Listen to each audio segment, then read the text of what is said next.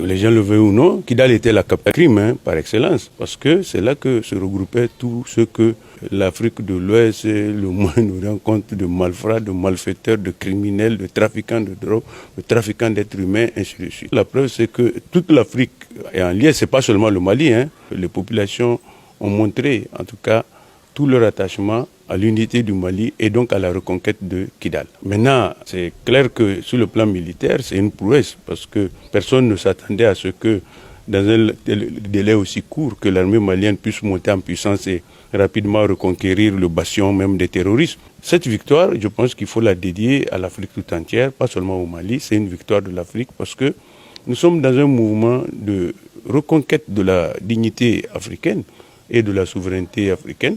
Nous sommes dans un mouvement de reprise des idéaux des pères des indépendants, surtout du président Nkrumah et du président Modibo Keïta.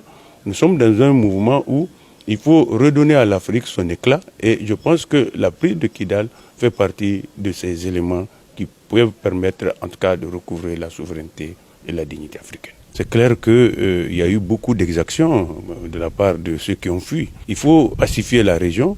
Parce que vous savez que depuis pratiquement 10 ans, ces zones-là n'étaient plus connectées au Mali et donc vivaient sous le joug des terroristes.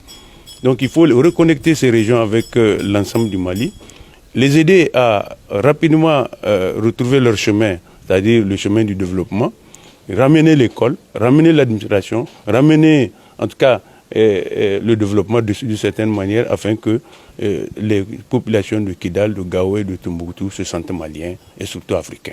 La victoire militaire, c'est parfait. Elle reste à parfaire davantage si éventuellement on peut rapidement mettre un plan Marshall de développement des régions du Nord. N'eût été l'arrivée de Tchani, moi je suis persuadé que, chassés de Kidal, les chefs terroristes allaient se retrouver ici au Niger. Rappelez-vous, tant qu'ils étaient en mauvaise posture, on leur demandait de se replier soit sur le Niger, sur la Mauritanie ou l'Algérie. Parce que le régime déchu était de connivence avec eux. Aujourd'hui, cela n'est plus possible. Vous avez vu, on a même découvert des tunnels de plusieurs kilomètres qu'ils ont creusés dans l'espoir donc d'échapper au bombardement des forces aériennes maliennes. C'est une victoire en tout cas pour les trois armées et je pense que ça démontre que si les trois armées mettent leurs forces et leurs moyens en synergie, elles sont capables de très belles choses. Je pense que la prochaine étape après Kidal, ce sera pacifier carrément la zone des trois frontières, en l'occurrence vers Tamou.